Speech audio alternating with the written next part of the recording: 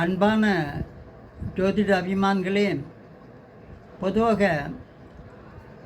நம்முடைய நவக்கிரகங்களில் குருவும் சுக்கிரனும் மிக முக்கியமானவர்கள். பொதுவாக குரு இருந்தால்தான் நல்ல புத்தி ஞானம், நல்ல ஆன்மீக உறவுகள், நல்ல திடமான கல்வி மேம்பாடு, இதற்கெல்லாம் குருவினுடைய துணை வேண்டும். அதனால் குரு இருந்தால்தான் நம்மளுடைய மூளைத்தரம் நல்ல இதாகும்.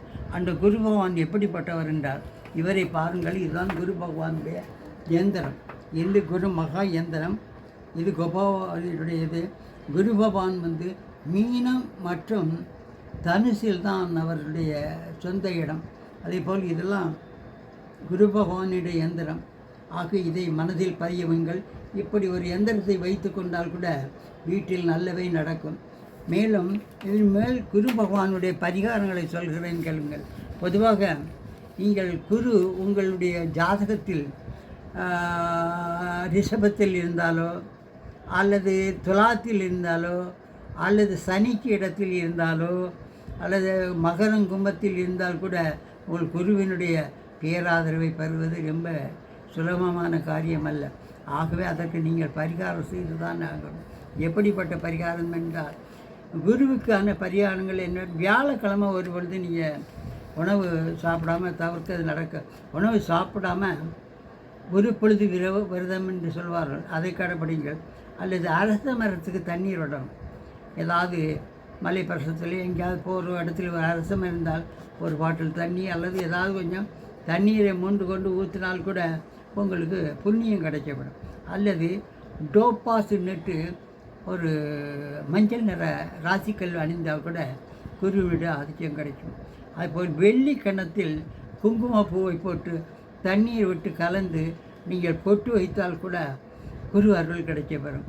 அல்லது பிராமணர்கள் மற்றும் சமூக சேவை செய்வாங்கள்ல, அதாவது சாஸ்திரிகளுக்கு நீங்கள் வேண்டிய உதவி செய்தால் கூட நல்ல குருவினுடைய அருள் கிடைக்கப்படும்.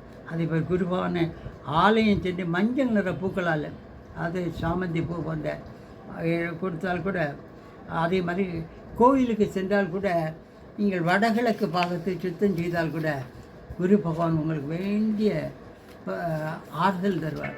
அதே போல் நான் சொல்கிறேன், உங்களுக்கு குரு லக்கணத்தில் இருந்தால் நீங்கள் எவரிடமும் இலவசமாக வாங்கக்கூடாது. ஒரு 8 அணா அல்லது ₹1 கொடுத்து விட வேண்டும். இப்போ இலவசமாக ஏதாவது தந்தார்கள் என்றால் அவங்கள்ட்ட வாங்கலாம். வாங்கி சின்ன சன்மான தொகையாவது கொடுத்தால்தான் குரு சந்தோஷப்படுவார்.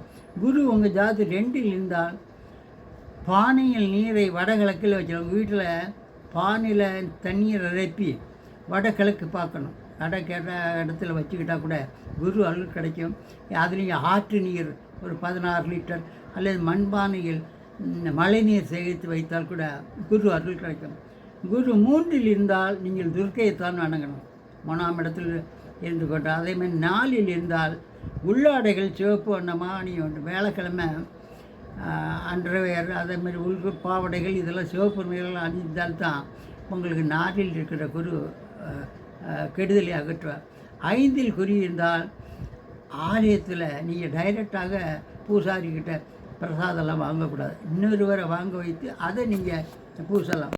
அன்பர்களே, குரு 6இல் இருந்தால் நீங்கள் சேவல் இருக்குல்ல, பெட்டை கோழிக்கு இல்லை, சேவல் கோழிக்கு தானம் பண்ணினால் கூட குரு அருள் கிடைக்கும். அதே போல் குரு 7இல் இருந்தால் இங்கே துளசி மாலை அணிய வேண்டும். துளசி மாலை அணிந்தால் அது வியாழக்கிழமை தோறும் அணிந்தால் கூட நல்ல அருள் பாலிப்பார். அது குரு 8இல் இருந்தால் யார் தானம் கேட்டாலும் 8 அணா அல்லது ₹1 கொடுத்து விட வேண்டும். அதில் தான் உங்களுடைய குரு அருள் கிடைக்கப்பெறும். அதே மாதிரி குரு 9இல் இருந்தால் ஆலயங்களுக்கு எவ்வளவு உதவி செய்ய முடியுமோ அவ்வளவு செய்து விட வேண்டும். அப்போ தான் குரு அருள் கிடைக்கப்படும்.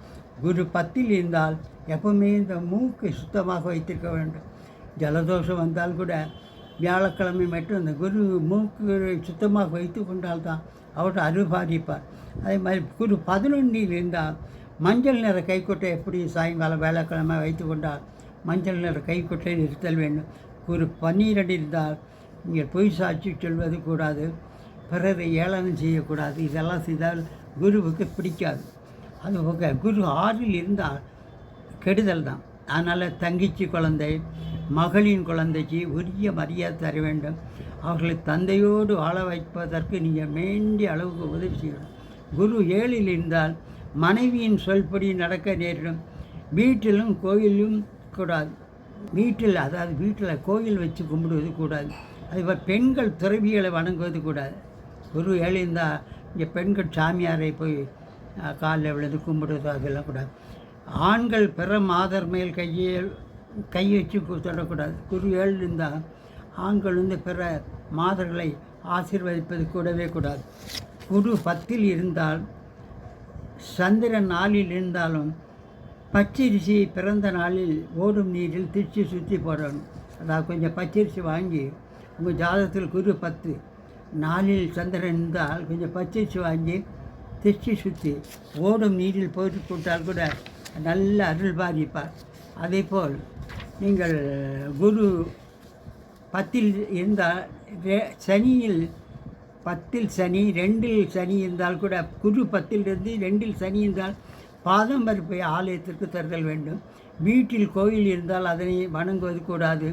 எந்த புது வேலை ஆரம்பிக்கும் போதும் மூக்கை சுத்தமாக வைத்தல் வேண்டும். புலால் உணவு தவிர்க்க வேண்டும்.